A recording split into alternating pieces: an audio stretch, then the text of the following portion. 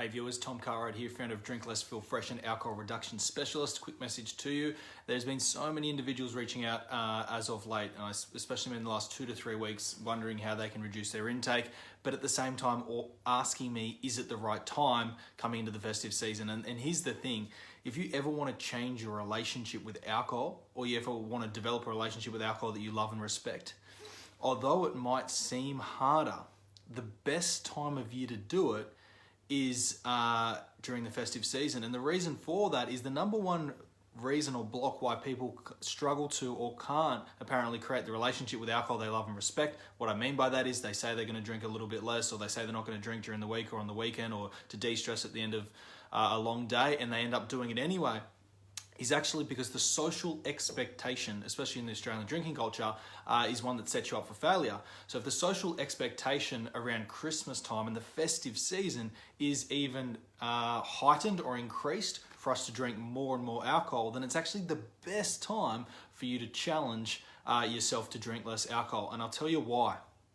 If you want to create a relationship with alcohol, hello, everyone that's on the call. If you want to create a relationship with alcohol that you love and respect, it's not really about the alcohol. It's about, am I allowed to be me? Can I build an identity that I love, respect, and have so much certainty in that I can choose my own behaviors and how I de-stress or how I celebrate without needing alcohol?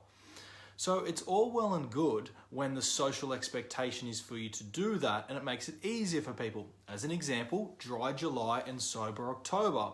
The reason why this works for a bunch of people is because the social standard of drinking is lowered. And when someone says, I'm actually doing dry July, then more often people kind of respect that and appreciate it and can say, oh, fair enough, that's a social thing, you're allowed to not drink this month. Or, hey, I'm doing sober October and trying to raise money for a foundation. And people will say, yep, that's fair enough. But when it comes time to the festive season, where traditionally you should be drinking a lot, taking more days off work, it's okay to be hungover on Mondays because there was a work staff Christmas party, and there's endless Christmas parties coming up for people.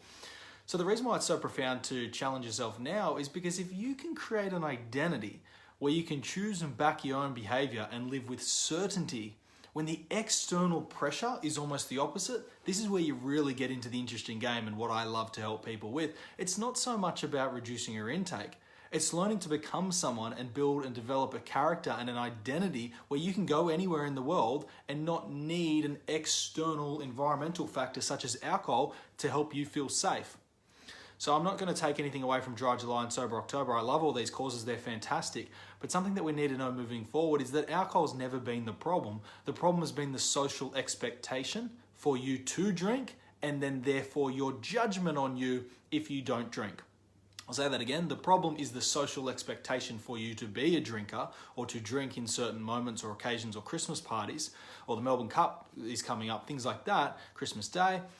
And if you judge yourself based on the tribe and the social expectation, life's going to be really hard, because whenever your identity and your character rubs up against a social expectation or a group of individuals who don't want the same as you, as an example, sobriety or reduced intake, then you're going to feel challenged, and that'll come up as emotional discomfort, anxiety, stress, pressure, overwhelm, fear, whatever it might be. And all of a sudden you'll grab a bottle of wine or you'll grab a cold beer or whatever it might be, just to make sure you fit in again. So I'll say that again for you. If you're ever looking to change your relationship with alcohol, November, December, January, February, the best times, especially November, December, leading into the Christmas period. Not just is there a high level of social expectation for you to drink, but quite often, not always, but quite often, it can also be a bit of a stressful time for people. So stress is any emotional discomfort that we don't want to put up with in the moment. It's a bit too much. Could be family stress, financial pressure, whatever it might be. Now add that on to the expectation that you should be drinking to de-stress.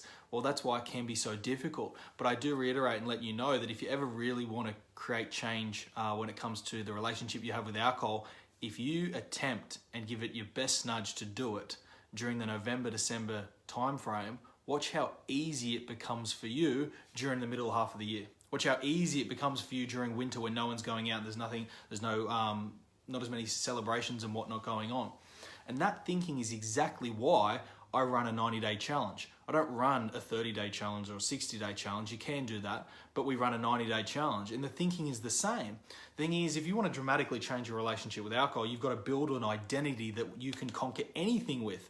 And 90 days is generally, take that with a grain of salt, but generally the time frame where people bust 90 days and go, well, now I've done 90 days, I can do anything. So taking the same approach and thinking, this can save you time, energy, and a whole lot of money if you listen to what I'm sharing with you.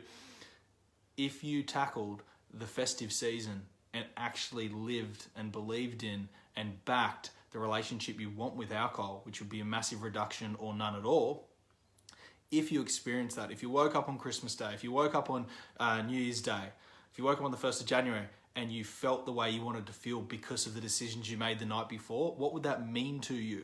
And if that would mean a hell of a lot to you, you've already tackled the hardest part of the journey, which is challenging yourself. It's so easy to do it safe. It's so easy to go to a rehab clinic and sit in there for 3 weeks and there's no alcohol and you're not allowed out and you can't have any triggers or anything like that. You approach Christmas time frame and challenge the status quo and challenge the tribe. If you go to the Melbourne Cup and you don't drink, if you go to Christmas Day and you don't take any beverages or you don't drink yourself, if you experience New Year's Eve without alcohol, where traditionally speaking there should be a lot of alcohol, you are creating such a strong, certain-based identity which will dramatically change your life. So I reiterate one more time, now is the exact time to change your relationship with alcohol. Of course, if you wanted to figure out any other ways that you can do that, just personally message me back here, but that's not the reason for this live. Just wanted to deliver a massive piece of value to you.